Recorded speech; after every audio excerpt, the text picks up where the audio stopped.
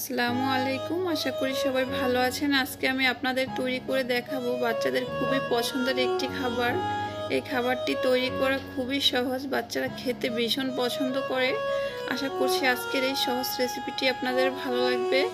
ভালো লাগলে অবশ্যই আমার চ্যানেলটি সাবস্ক্রাইব করে রাখবেন। এই চ্যানেলে আরও বাচ্চাদের পুষ্টিকর রেসিপি রয়েছে, আপনারা চাইলে দেখে নিতে পারেন। তাহলে চলুন দেখে নেই কিভাবে তৈরি করতে হয়।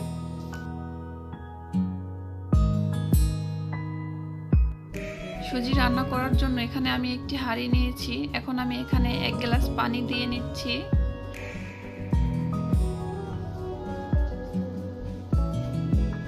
যখন দেখবেন পানি এরকম হালকা গরম হয়ে গিয়েছে, তখন আপনারা এখানে সুজি দিয়ে নেবেন। এখন আমি এখানে 1 টেবিল চামচ পরিমাণে সুজি দিয়ে নিচ্ছি। পানিতে বলক আসার পরে সুজি দিতে যাবেন না, তাহলে দেখবেন সুজি দলা পাকিয়ে যাবে। আপনারা চাইলে যখন হাঁড়িতে পানি নেবেন তখন চাইলেই সুজিটা পানির সাথে দিয়ে নিতে পারেন, তাহলে আর সুজি রান্নায় কোনো সমস্যাই হবে না। দেখতেই পাচ্ছেন পানিতে বলক চলে এসেছে। এখন আমি এখানে সামান্য পরিমাণে লবণ দিয়ে নিচ্ছি।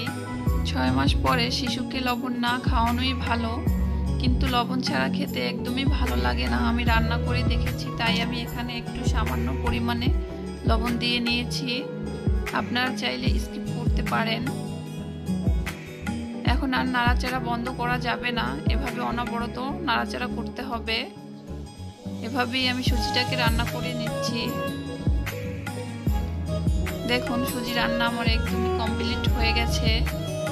আপনারা আপনাদের শিশুকে কিভাবে খাওয়াবেন, কিরকম ঘনত্ব রাখবেন, সেই অনুযায়ী সুজিটা রান্না করে নেবেন। এখন আমি চুলা থেকে সুজি নামিয়ে নিচ্ছি।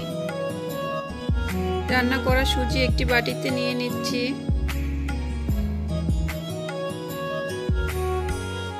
এখন আমি এখানে দিয়ে নিচ্ছি 2 টেবিল চামচ আপেলের পিউরি। আপেলের পিউরি কিভাবে তৈরি করতে হয় সেই ভিডিওটি আমার চ্যানেলে আছে, আপনারা চাইলে দেখে নিতে পারেন। লিংকটি আমি ডেসক্রিপশন বক্সে দিয়ে রাখবো। এখন আমি সুজির সাথে ভালোভাবে আপেলের পিউরি 1 চামচ দিয়ে মিশিয়ে নিচ্ছি। এই খাবারটি তৈরি করা খুবই সহজ, বাচ্চারা খেতে কিন্তু ভীষণ পছন্দ করে। আপনারা বাসায় এভাবে অবশ্যই বাচ্চাদের তৈরি করে খাইয়ে দেখবেন আপনাদের বাচ্চারা খুব টেস্টি করে খাবে। দেখুন আমি খুব ভালোভাবে সবকিছু একসাথে মিশিয়ে নিয়েছি। আশা করছি আজকের এই সহজ রেসিপিটি আপনাদের ভালো লেগেছে। ভালো লাগলে অবশ্যই চ্যানেলটি সাবস্ক্রাইব করে রাখবেন। আজ এখানেই শেষ করব। সবাই ভালো থাকবেন, সুস্থ থাকবেন। আল্লাহ হাফেজ।